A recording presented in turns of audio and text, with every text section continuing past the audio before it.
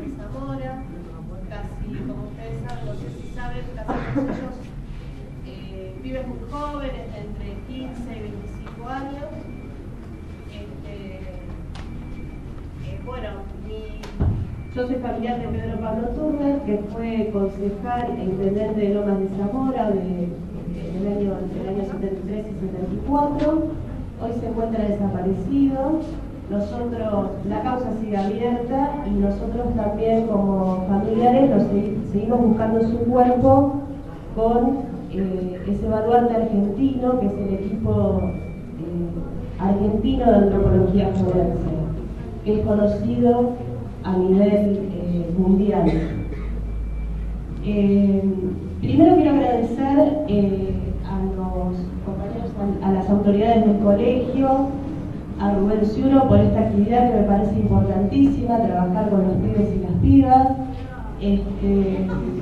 y a Rubén especialmente también por todo el trabajo de revisionismo histórico que vienen haciendo en los barrios, que es tan importante, con barrios por justicia y memoria. No sé si ustedes vieron la placa que está acá en la plaza, en la placita acá de Urge.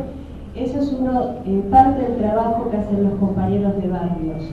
Es importantísimo porque a lo largo de todo el trabajo que nosotros venimos haciendo de investigación, tanto por parte de los familiares como por los organismos de derechos humanos, nosotros los familiares a nivel más personal para sumar a las causas,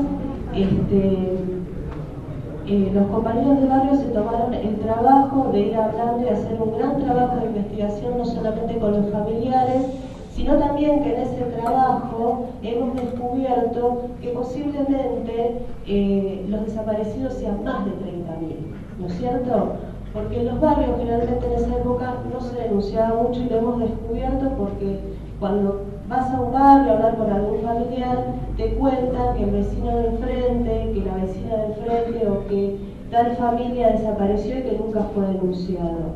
Esto es un dato importante porque, como decía acá el director, hoy se encuentra el negacionismo a flor de piel y esto es algo muy peligroso y que nosotros tenemos que tener en cuenta. Por eso yo estoy muy agradecida, muy esperanzada de trabajar con los colegios, con los pibes más jóvenes, porque me parece que la juventud va a ser la garante en el futuro de que el terrorismo de Estado no vuelva nunca más ni a la Argentina ni a América Latina. Así que les agradezco y les cedo la palabra a los compañeros. Muchas gracias.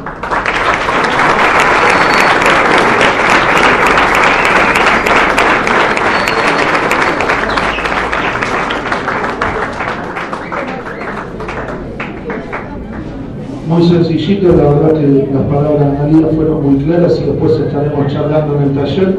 Agradecerle el compromiso más que nada a las autoridades, bueno, a nuestro compañero Rubén, que militante de Mil Batallas junto a nosotros en un montón de espacios, pero fundamentalmente remarcando eso también que se dijo en la introducción, que este es un acto oficial del calendario y que está bueno que lo tomen ustedes y lo preparen, lo trabajemos y sean sus propias ideas, no las que salgan para armar este tipo de actos, para redoblar el compromiso y para, como decía Analía, que el terrorismo de Estado nunca más tenga cabida en la sociedad. Eso tiene que ser una construcción colectiva, tiene que nacer desde los barrios, desde la gente, de los vecinos, porque el golpe no empezó en una fecha establecida, hubo una escalada de violencia que fue creciendo, primero fueron haciendo intentos, ¿no? 1, 2, 3, hasta que, bueno, que lamentablemente un 24 de marzo los militares tomaron el poder por la fuerza y todos sabemos después cómo terminó.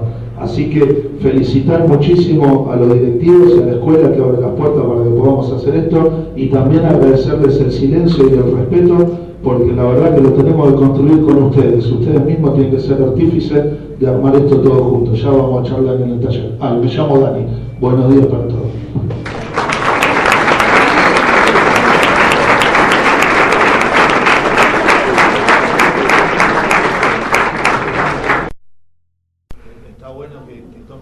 De lo importante que es la escuela cuando se pone al servicio, ¿no? de las luchas populares, de la lucha del pueblo, ¿no? Porque cuando hablamos de dictadura no estamos hablando de algo que le pasó a una sola familia o a un solo sector, sino un hecho muy tortuoso y muy triste que le pasó a todo el pueblo argentino.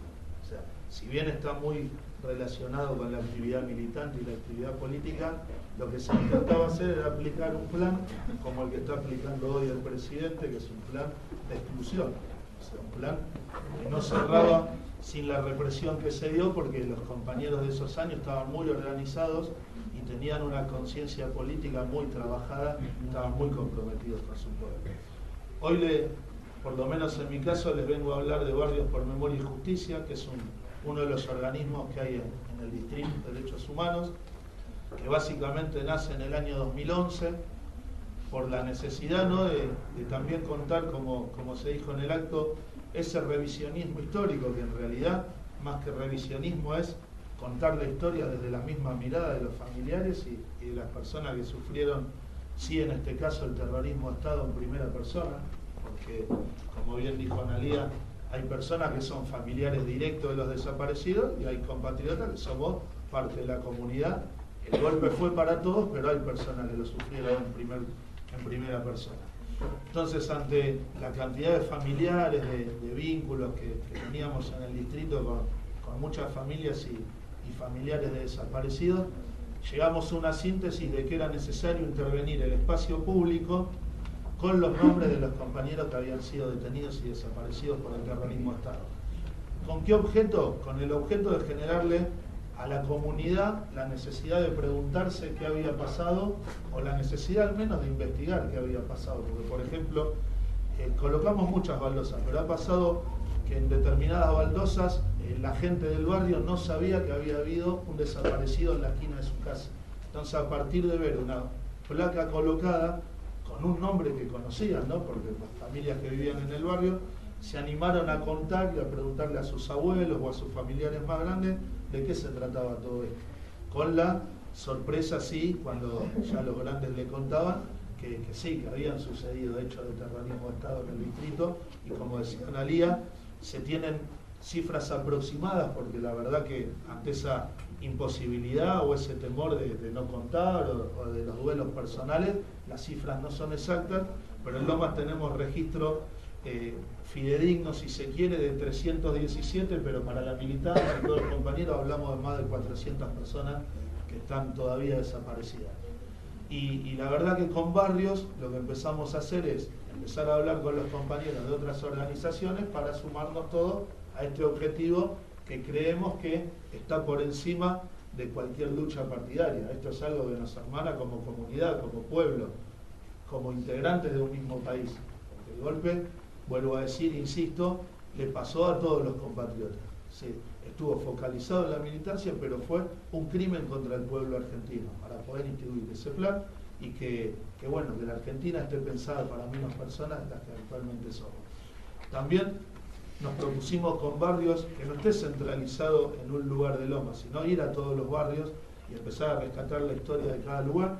Y bueno, al día de hoy, desde el 2011, que logramos también con el apoyo de compañeros que en ese tiempo tenían representación institucional en el Consejo Deliberante, que sea declarado también como una actividad de interés municipal.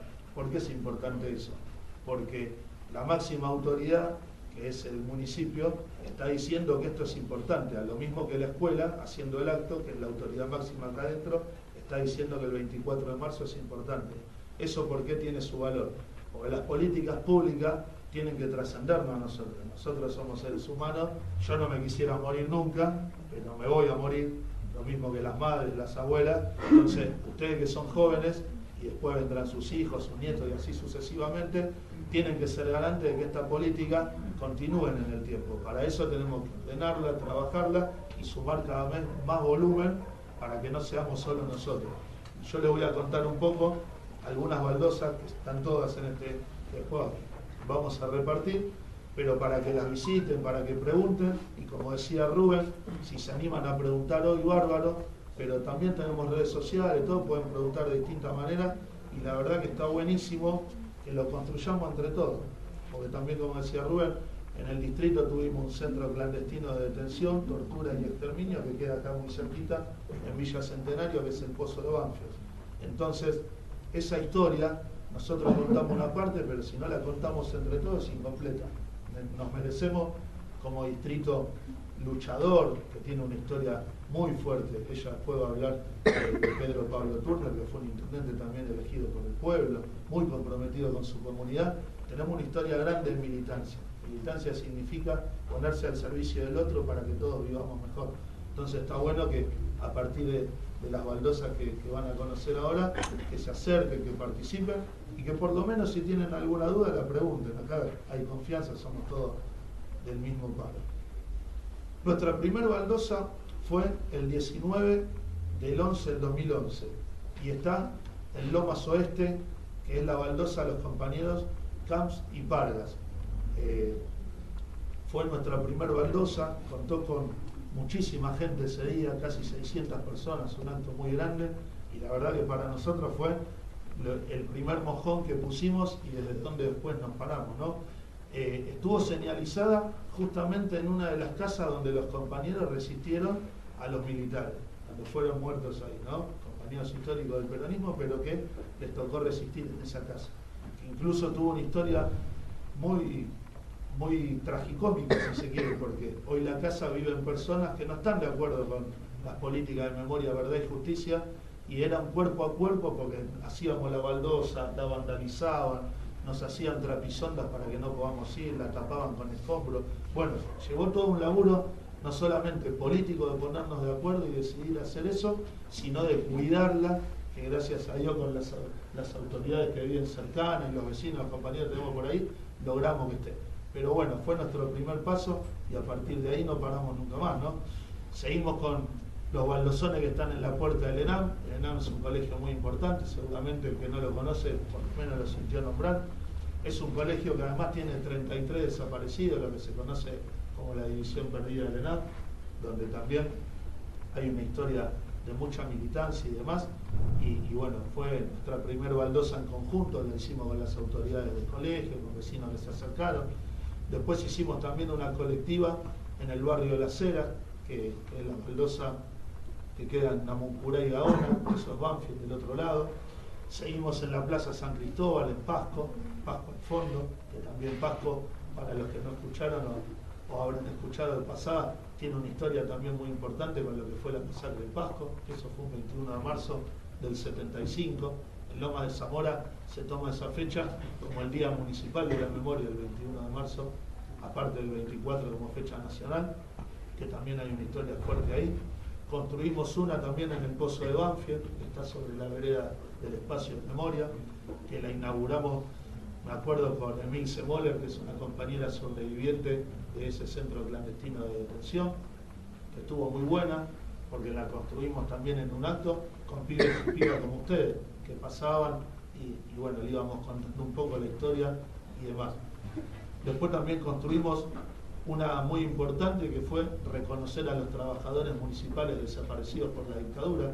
Si van viendo el recorrido de las baldosas, van viendo que los desaparecidos son de distintos ámbitos, no solamente militantes, sino trabajadores, empleados, laburantes, comprometidos con una causa nacional. También hicimos una en la estación de Fiorito, para los compañeros desaparecidos de Fiorito, una en Temperley, para el compañero Pasquinelli, que queda cerca del Coto de Temperley, todos conocerán el Coto de Temperley. Bueno, ahí a 2 cuadras también tenemos una baldosa del compañero que fue desaparecido.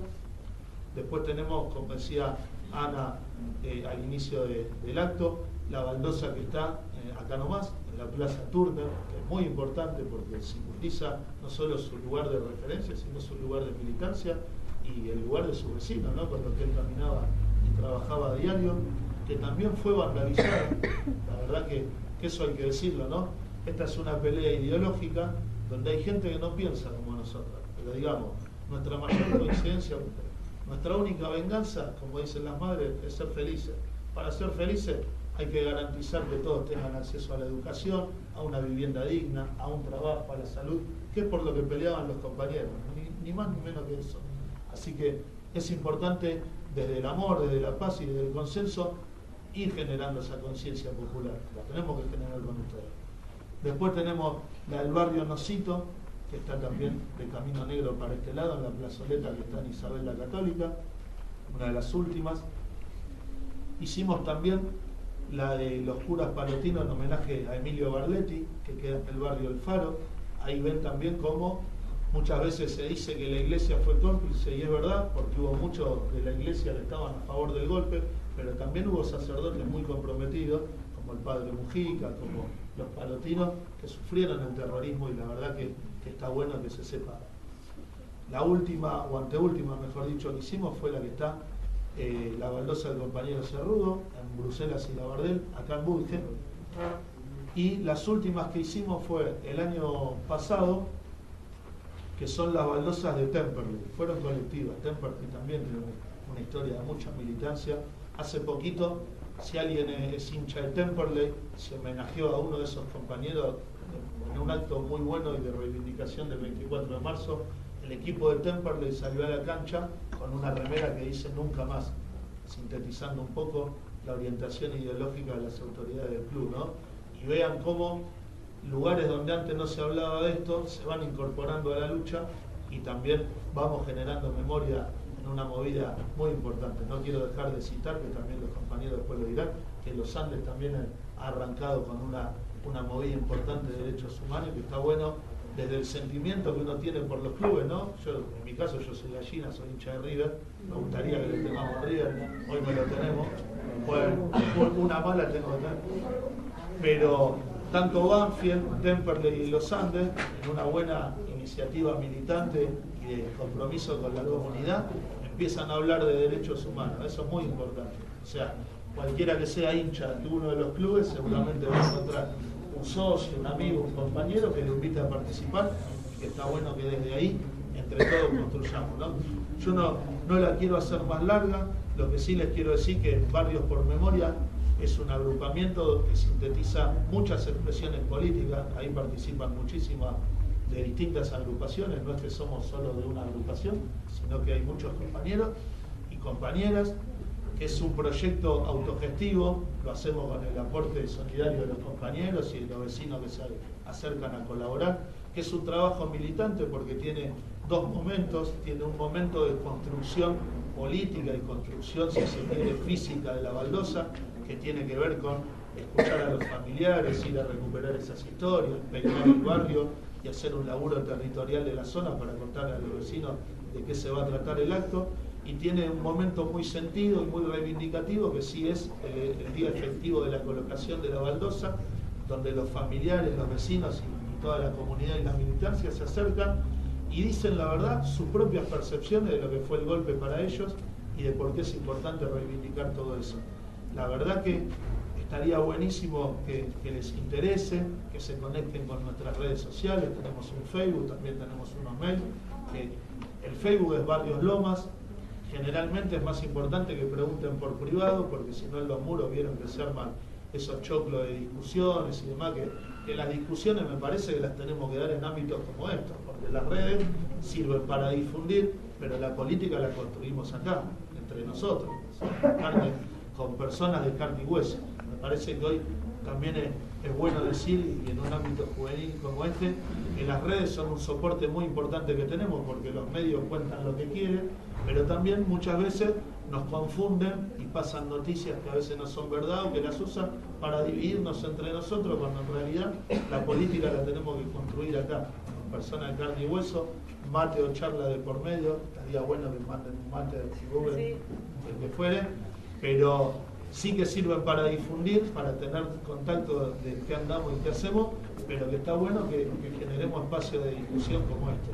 Entonces, reitero, tenemos un Facebook que es Barrios por Memoria, y nuestro mail es homenajealamilitancia@gmail.com. Ahí, si ustedes se comunican y mandan inquietudes, propuestas, lo que tengan ganas, va a haber compañeros que le van a responder en un tiempo prudente. A veces vieron que el mail mucho tiempo no se revisa como antes, teniendo el WhatsApp a veces más fácil el WhatsApp, pero bueno, al mismo tiempo también no vine a hablar de lo del pozo, pero bueno, que también tengan noticia, ¿no?, de que vamos a construir un espacio de memoria entre todos este año, que seguramente no ponemos fecha, pero en unos meses puedan visitarlo, que está bueno que le pregunten a Rubén o a los compañeros que son de acá de Budge, a Gastona, que también integra la mesa con nosotros, cómo llegar, cómo visitarlo, cómo cómo ir y hacer una investigación o mismo para conocer un poco la historia del distrito, ¿no? Y si tienen alguna persona que quiere ir, lo mismo. Pero bueno, como decimos siempre, la memoria la construimos entre todos, no la construye una parte o solamente un sector. Me parece que estamos en un momento importante. No sé, muchos de ustedes habrán votado por primera vez o estarán votando por primera vez este año, lo cual es muy importante, porque la verdad que el proyecto que tenían esos compañeros que nosotros reivindicamos con las baldosas o con el sitio de memoria, con lo que hacemos, era un proyecto donde tenían que entrar todos los habitantes de la Argentina. Una sociedad para todos, donde todos podamos estudiar, podamos hacer una familia, podamos morfar todos los días, y claramente, no vengo a hacer proselitismo ni nada, pero hoy vemos que eso no está sucediendo. Todos tenemos algún familiar que se quedó sin laburo, alguien que no llega a fin de mes, las tarifas son impagables, y la verdad que tanto el presidente y la gobernadora lo único que dicen es que estamos bien cuando sabemos que en la realidad eso no sucede. Entonces, en eso sí, les pido como humilde militante que si les toca votar este año, voten lo que ustedes quieran, pero con la conciencia de saber que hay dirigentes que expresan una Argentina para todos y todas, y hay dirigentes que expresan una Argentina para un grupo muy chiquitito de personas. Yo la verdad que los $2 millones por mes que estamos habilitados a comprar, no los he podido comprar en ninguno de los 3 años de gobierno normal. Así que me parece que está claro para dónde uno patea, pero bueno, les vuelvo a agradecer y a felicitar a las autoridades y a ustedes que me permitan expresarme. Y bueno, si quieren también tengo mi Facebook, que es Dani Bracel, me buscan ahí, y si me quieren putear, me putean, nos putearemos, pero está bueno que sigamos construyendo entre todos. Muchas gracias.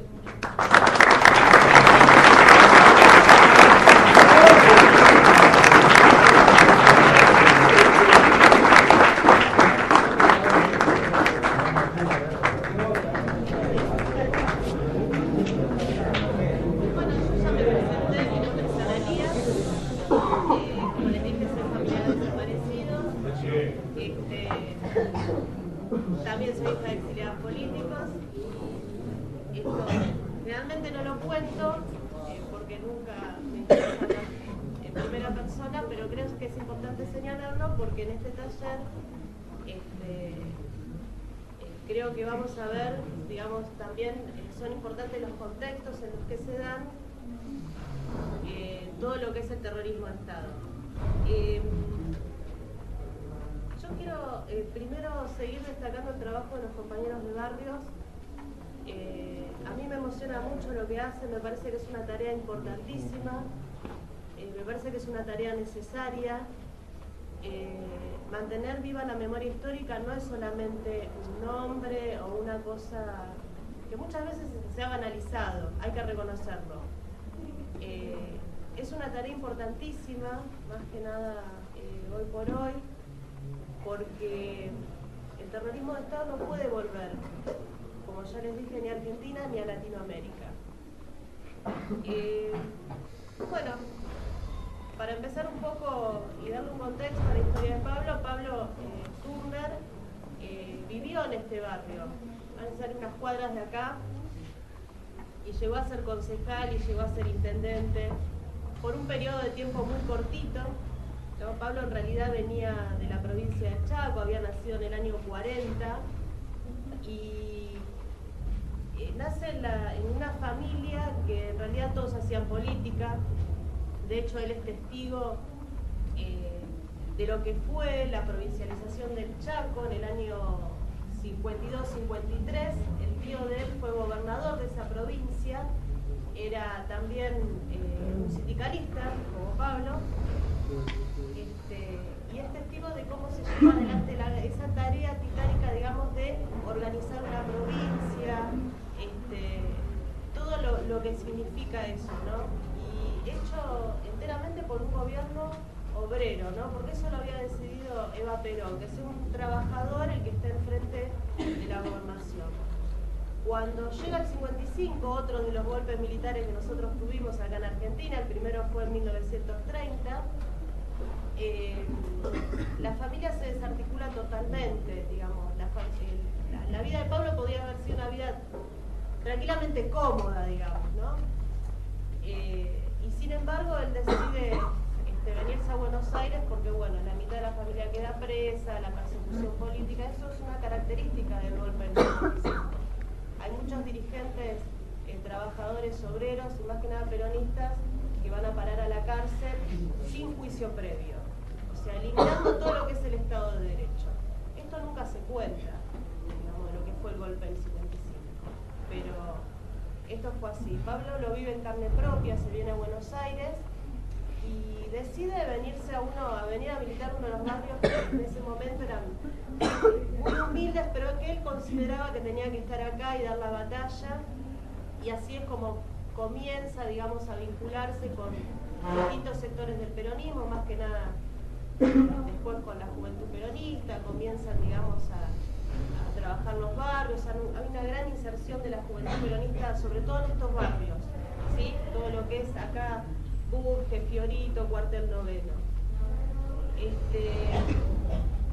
Para resumir un poco, Pablo hace un gran trabajo territorial, logra llegar a las elecciones, ustedes saben, hasta el 73 el peronismo prohibido, eliminado de la vida política, con uno de los movimientos más grandes de Latinoamérica, que fue justamente el peronismo. Cuando hablo de peronismo, movimiento peronista, no me estoy refiriendo a la idea o a la imagen que ustedes a veces, algunos tienen de lo que es el PJ, ¿no es cierto?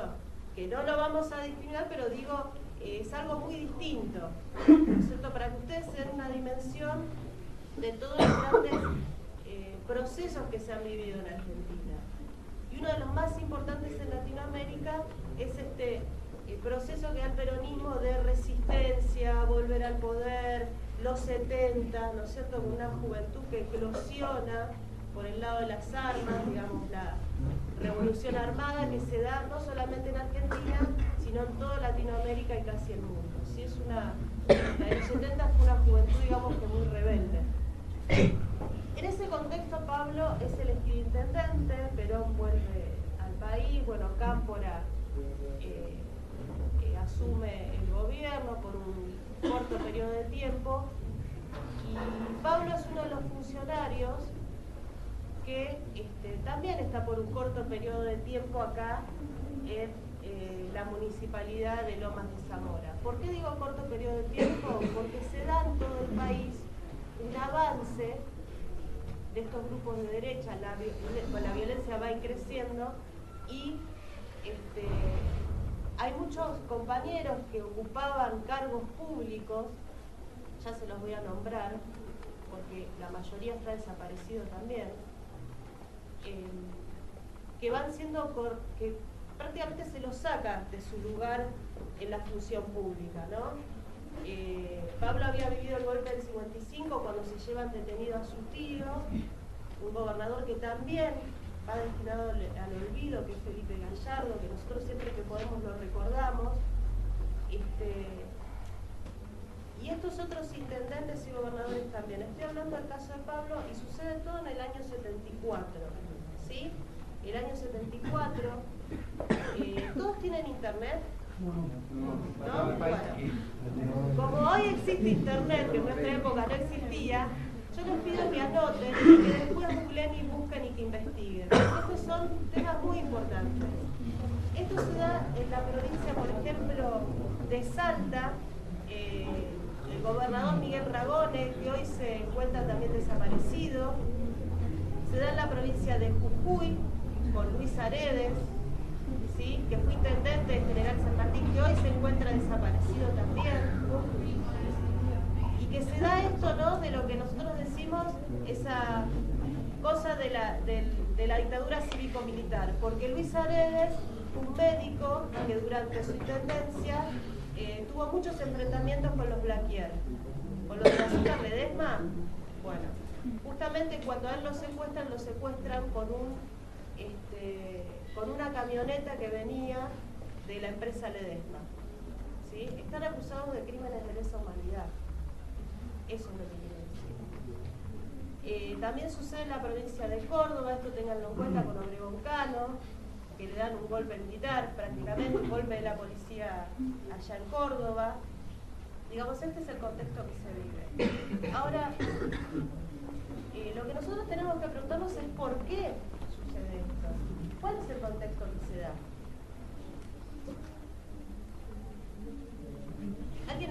alguna vez hablar de la Operación Cóndor? ¿Sí? ¿Alguien leyó alguna vez lo que fue la carta abierta a la Junta Militar de Rodolfo Walsh? No.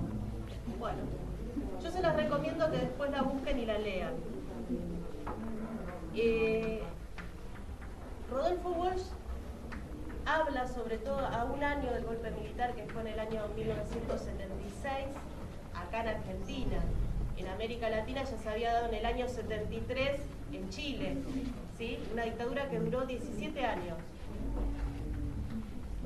En el contexto de lo que fue la Operación Cóndor. ¿Por qué digo Operación Cóndor? Porque generalmente se le dice Plan Cóndor, y no es justamente eso, es Operación Cóndor, como dice una de las más grandes periodistas de Argentina de investigación, que es Estela Caloni, que también se las recomiendo que la lean. La Operación Cóndor, que va manejada desde Estados Unidos, es una operación estratégica para todo el Cono Sur, ¿sí? ¿Cuál es el plan? Instalar las dictaduras cívico-militares en todos los países de Latinoamérica. ¿Por qué piensan ustedes que se hace? Acá lo informo. ¿Por qué? Para frenar todos los movimientos de liberación en el Cono Sur, ¿sí? Nosotros tenemos que entender esa cuestión de países dependientes y países que son dueños, casi dueños de esos países dependientes, ¿sí? Las colonias y los que son el colonizador y el colonizado, ¿sí? Países que pueden ser colonias, países que pueden ser semicolonias. En el caso de Latinoamérica, venían estos movimientos emancipadores pujando fuerte en América Latina, y esta Operación Cóndor es estratégica para frenar el avance de estos movimientos de liberación. En Argentina, nuestro movimiento, uno de los más grandes de Latinoamérica, como ya les dije, era el peronismo, ¿sí? Venía avanzando fuerte.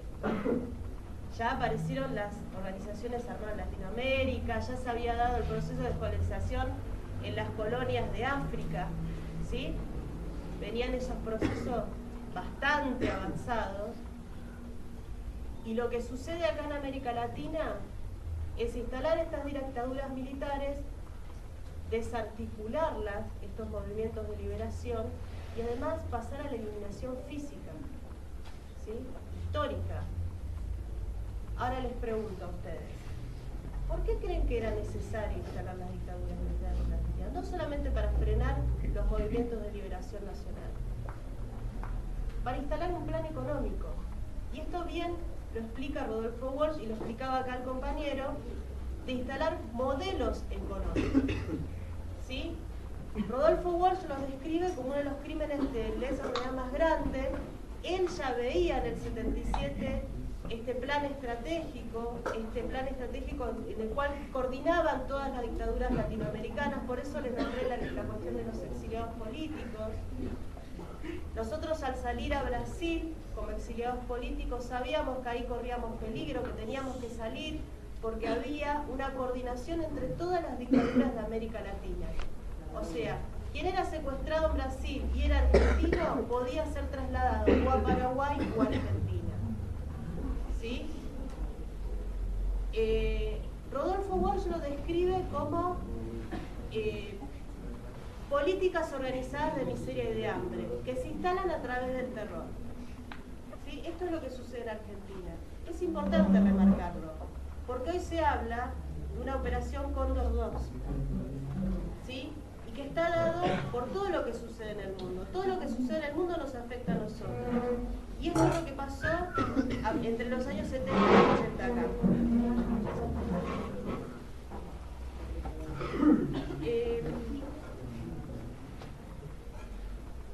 Creo que más allá de todo esto, es por eso que es tan importante que nosotros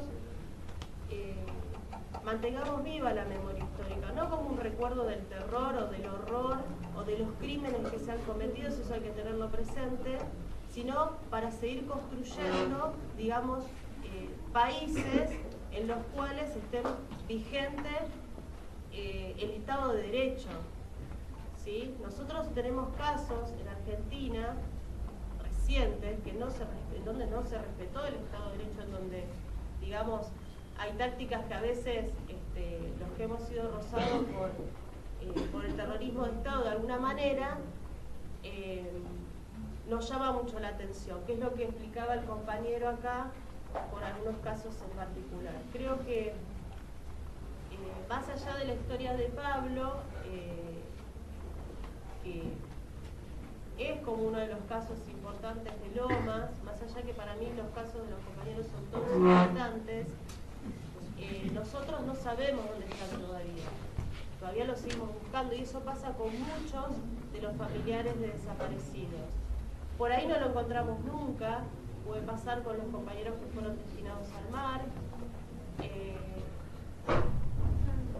no sé, por ahí tampoco nunca encontramos justicia, digamos, porque el proceso, digamos, el cual estamos viviendo, bueno, ustedes saben, hay muchos genocidas que han sido liberados, que, digamos, pasan a tener prisión domiciliaria, en donde se vuelve a querer instalar que el desaparecido es lo mismo que el genocida, o sea, esto que nosotros llamamos la teoría de los dos demonios. Sí. Ah, sí.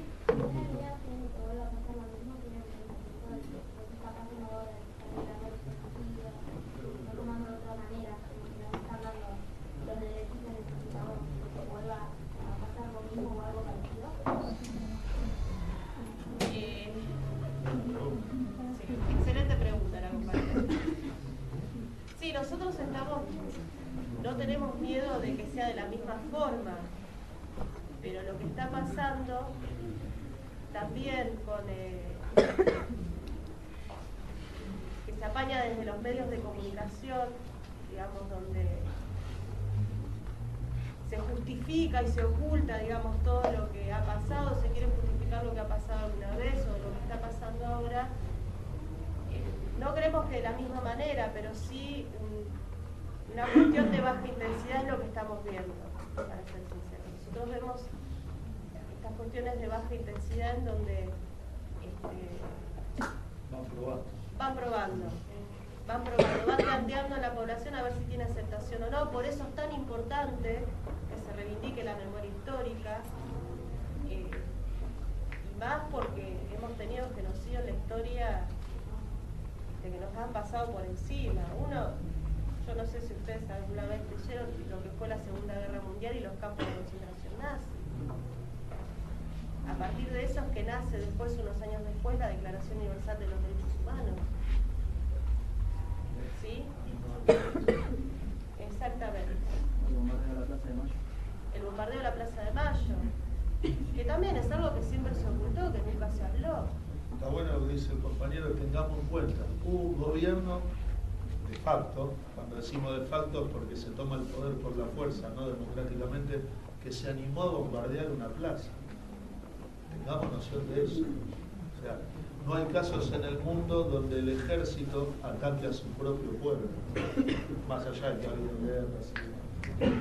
Yo me parece lo que dice Ana, y la pregunta de la compañera, hay que tener en cuenta. No hay que tener miedo, eso principalmente. Pero hay que estar atentos porque la violencia institucional, que es una de las formas, quizá, como desde otro lugar pretenden avanzar hacia algo parecido, va directamente contra la juventud, en la mayoría de los casos. Entonces, los medios no te van a contar que hoy estamos en Budge hablando de memoria, de construcción política, o que los pibes vienen a estudiar y las pibas vienen a estudiar. Budge va a ser noticia cuando haya un hecho de inseguridad. Exactamente. Pero ¿qué pasa? El hecho de inseguridad existe, no lo negamos. Ahora, la orientación de los medios es poner la inseguridad en un solo sector de la sociedad, que somos los pobres. Si ustedes algún día visitan un penal, se van a dar cuenta con mucha tristeza que casi el 99%, por no decir el 100%, de las personas que están detenidas son personas de hogares pobres. Cuando decimos hogares pobres no lo decimos de un lugar de superioridad. Hogares pobres porque no tienen para morfar, no tienen acceso a la salud, no tenían laburo y bueno, les tocó quizá tomar pasos indebidos. ¿Está bien? Porque tampoco está bueno salir a robar. Pero digo, no es casualidad. La violencia institucional tiene un destinatario que es los sectores más humildes del mundo. Y como decía Ana, hay que estar atentos porque prueba. El otro día, el 15 de marzo, salió el informe de Correpi, que es un organismo de derechos humanos que hace una buena investigación de los casos de violencia institucional. Y en 3 años de gobierno de Macri son casi 4.000 personas asesinadas por la violencia institucional. 4.000 personas. ¿Lo vieron en algún noticiero? ¿Lo vieron en algún diario? No. Tuvo que ser un organismo de derechos humanos el que haga el laburo y lo diga. Así que bueno, seguimos. No, bueno, básicamente es eso, me parece que es importante ponerlo dentro de un contexto. Yo también quiero señalar algo y después si quieren empezamos con la ronda de preguntas o como ustedes quieran. Nosotros somos ejemplo en el mundo, esto también hay que recalcarlo, somos ejemplo en el mundo en materia de derechos humanos.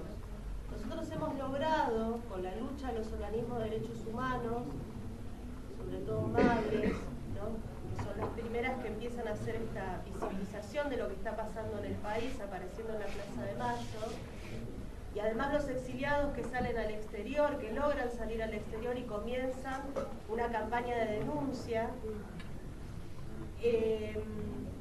Hemos logrado ser ejemplo en el mundo en esto, ¿sí? Hemos logrado mandar a juicio a las Fuerzas Armadas por crímenes de lesa humanidad.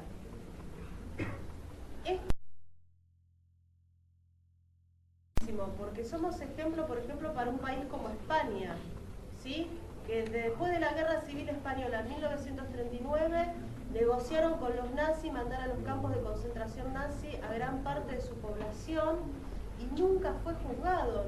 9.000 republicanos fueron a parar a los campos de concentración de Mauthausen y esto jamás fue cosa juzgada. Tienen niños desaparecidos, tienen miles de muertos por torturas en las cárceles españolas. Y cuando el juez Baltasar Garzón quiso mandar a juicio esto, judicializar todo esto, se le terminó la carrera. En España no se habla de lo que ha pasado en España, de lo que ha pasado durante el genocidio de Franco. Y para ellos, para los familiares que hoy buscan, incluso hacen búsquedas antropológicas de dónde están los restos de sus familiares, toman como ejemplo lo que ellos llaman el caso argentino. Así que miren ustedes si no tenemos motivos para defender todo lo que hemos logrado en un montón de años con los organismos de derechos humanos. Esto es importantísimo. Por eso es tan importante estas charlas que se hacen. Porque la juventud, volvemos a repetir, va a ser la garante de que estas cosas no vuelvan a pasar. Que los pueblos sean capaces de decidir su propio destino. ¿Sí? Yo voy a terminar con una frase de Rodolfo Walsh. Ustedes saben que a él le mataron la hija durante la dictadura cívico-militar y creo que es algo que define y que describe un poco lo que yo siento por lo menos por mi tío y por todos los compañeros y compañeras desaparecidos. Cualquiera de ellos podría haber elegido un destino mejor, cualquiera de ellos podría haber estado cómodamente en su casa.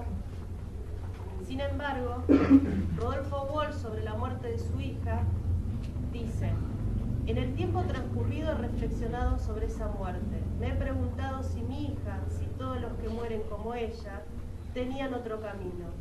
La respuesta brota desde lo más profundo de mi corazón y quiero que mis amigos la conozcan. Vicky pudo elegir otros caminos que eran distintos y ser deshonrosos. Pero el que eligió era el más justo, el más generoso, el más razonado. Su lúcida muerte es una síntesis de su corta, hermosa vida. No vivió para ella, vivió para otros. Y esos otros son millones. Su muerte, sí, su muerte fue gloriosamente suya, y en ese orgullo me afirmo, y soy yo quien renace de ella. Esta es una de las frases.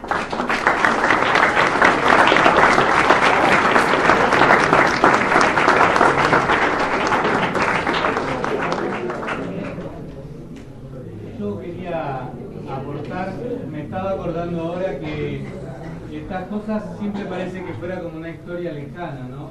La idea de que estén acá Gastón, Analía y Daniel es que justamente un vecino de Budge, que era obrero, que vivía acá 10 cuadras, digo bien, Gastón. Sí, acá Bueno, Puente de la Noria, en ese Puente de la Noria, una cuadra. Bueno. Ex Mozzotti, ahora se llama Pablo Pineda. Estaba agarrado entonces. Decía, bueno, ahí donde dice Gastón, era intendente de Lomas.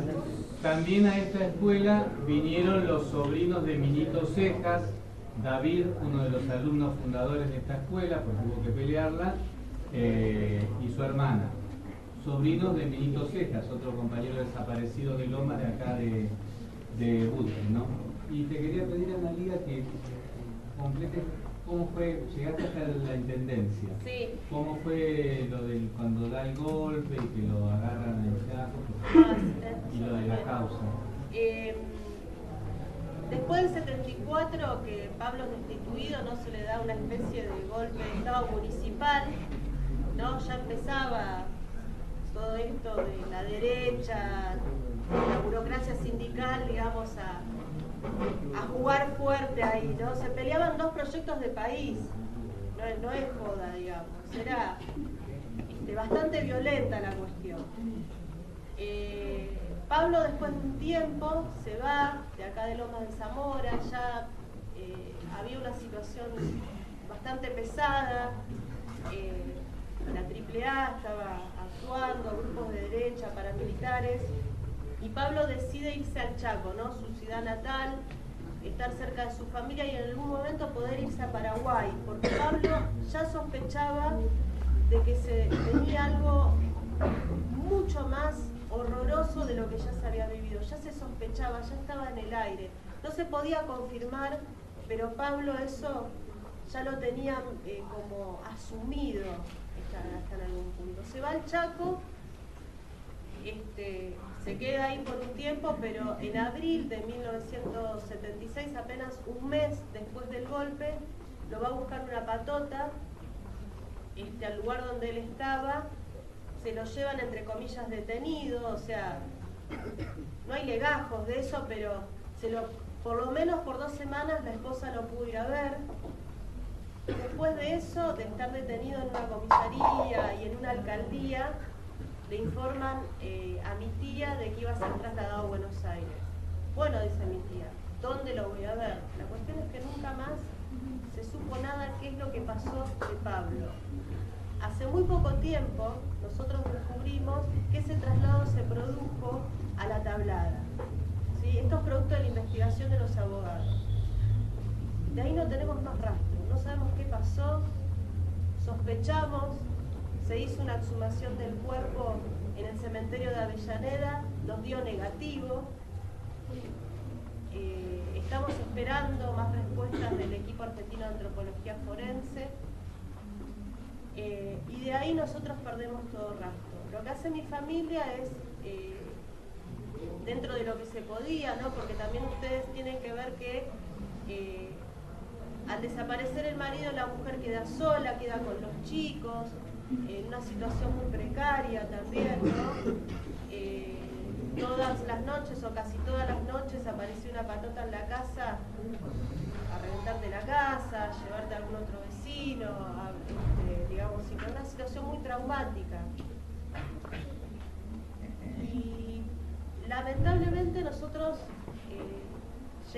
mi familia llega a hacer el habeas corpus, que esto era importantísimo hacerlo en ese momento, pero del cuerpo, se dice en un momento que le van a entregar el cuerpo, nunca le entregan el cuerpo, amenazas, y eso es lo que sucede en general con casi todas las familias que tienen familiares desaparecidos, ¿no? Nunca hay una respuesta, ni desde lo judicial, ni de lo institucional, ni absolutamente nada, digamos. Era vivir en un estado constante de no saber qué pasaba. A partir de abril nosotros, la familia no tiene más noticias de Pablo, no sabemos qué es, sabemos que fue trasladado a Buenos Aires, pero no sabemos qué es lo que pasó con él. Tenemos la esperanza de encontrar el cuerpo y ojalá que algún día se haga justicia. Así que el camino de Pablo, muchos de los que fueron sus funcionarios, también esto lo quiero destacar, también se encuentran desaparecidos. Uno es el secretario personal de Pablo, que después, hace unos años, lo encontró el equipo argentino de antropología forense. Muchos de estos compañeros muy jovencitos que pertenecían a JP y a otras organizaciones, gran parte de lo que fue, digamos, su gabinete también después pasó por la experiencia de los campos de concentración. Así que bueno, en el barrio hay muchos casos desaparecidos que no se han contado, que no se han registrado, o que, como decía el compañero, no existía la denuncia. Así que un poco eso es la historia de Pablo y lo que hoy nosotros pedimos, ¿no? Llegamos a una instancia en que los padres, como decían los hijos de Pablo, los padres son más jóvenes que los hijos, ¿no? Está la posibilidad de enterrar un padre mucho más joven que ese hijo. Incluso los hijos hoy doblan en edad a sus padres. Es algo muy fuerte, muy, digamos, muy choqueante a veces para los hijos de desaparecidos. Así que bueno, esta es un poco la historia de Pablo. No sé si agregamos algo más. Pueden invitar a los chicos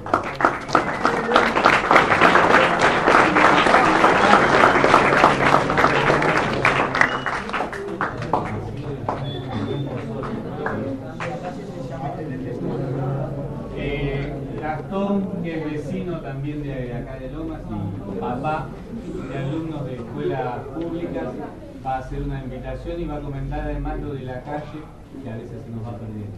Sí, no, invitarlos al aniversario de la Noche de los Lápices en el pozo de Banfield, que fueron a parar muchos de los chicos que fueron detenidos en la Noche de los Lápices. El 16 de septiembre siempre lo hace la mesa del pozo de Banfield. Ahí voy. Van muchos colegios públicos, todo el ministro de estudiantes. Acá tienen su oportunidad. Sí, a la presidenta. Está bueno. Que participe, obviamente Rubén le va a decir.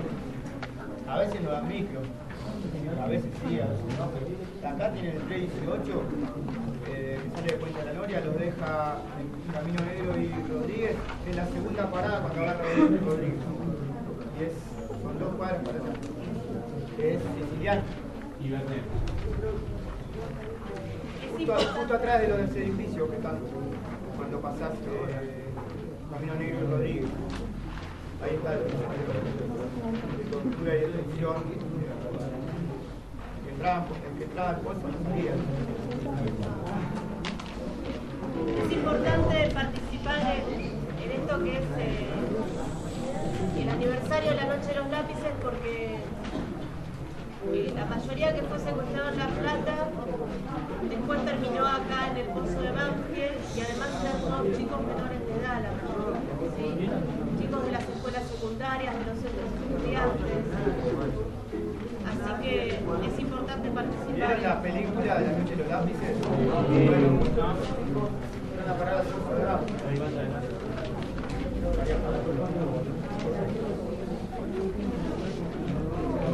Bueno, si alguno de ustedes quiere hacer alguna pregunta, ¿sí? ¿Quién?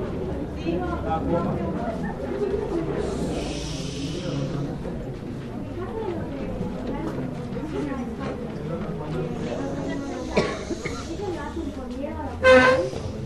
¿Por miedo?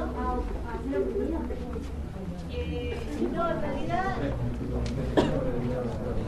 bueno, acá la compañera pregunta si en el caso de España, de lo que nosotros contábamos de España, es que si los familiares no lo hacen por miedo a alguna represalia. No, en realidad es que el Estado no les da respuesta sobre eso. No los reconoce ni como desaparecidos, ni como víctimas, ni como sobrevivientes. Yo les recomiendo un documental que se llama El fotógrafo de Mauthausen, ¿sí? O Los sobrevivientes de Mauthausen. Ahí ustedes lo que van a ver, también ahí nos va a derivar a otros videos donde los familiares, ya los nietos, ¿no? Porque esto pasó en el 39 hace muchos años, buscan los cuerpos de sus familiares con antropólogos particulares, por ahí contratando ONG, contratando fundaciones para que busquen los cuerpos. El Estado no se quiere hacer cargo. simplemente no se quiere hacer cargo de que fueron víctimas de lo que pasó en España. Ustedes tengan en cuenta que Franco estuvo en el poder 40 años de una dictadura, en donde recién hoy hay un artículo de hacer un revisionismo histórico. Eso es lo que pasa en España. Ahí permítanme que diga que lo que estaban diciendo de que el Estado no se quiere asociar en España, lo que decía Analía, acá hubo una política de Estado de derechos humanos durante 12 años con las presidencias de Néstor Kirchner y Cristina Fernández, que, por ejemplo, hizo que los hijos de los desaparecidos pudieran tener trabajo en las reparticiones estatales donde habían trabajado sus padres. Esa figura quedó incluso cuando el año pasado el gobierno de Macri, de Patricia Bullrich, hizo los desastres que hizo en Neuquén con Santiago Maldonado. La pelea nuestra de los sectores democráticos, digo, de la sociedad, ¿no?, era que se reconociera el caso de Santiago Maldonado como desaparición forzada de personas, porque eso obligaba al Estado a un protocolo de búsqueda y además permitió estas cuestiones, que en las escuelas se pueda contar la verdad histórica, no la verdad de los que ganaron como pasó en España. Si hay alguna pregunta más se hace, si no les quería decir que cuenten en sus casas que se hizo este acto, que cuenten que hablamos de vecinos de Burke, la baldosa que decía Daniel de compañero que le decían Mono Cerrudo, está ahí frente a la Cabrini, ¿no?, todos lugares que la mayoría conocen, y si en alguna de las escuelas que van sus hermanos o vecinos de acá de la zona lo comentan y tienen interés algún docente en organizar la charla, nos contactan y lo armamos y se va haciendo, ¿no? Porque nosotros hicimos el Día de la Memoria, pero estas son charlas que se pueden hacer en cualquier momento siempre y cuando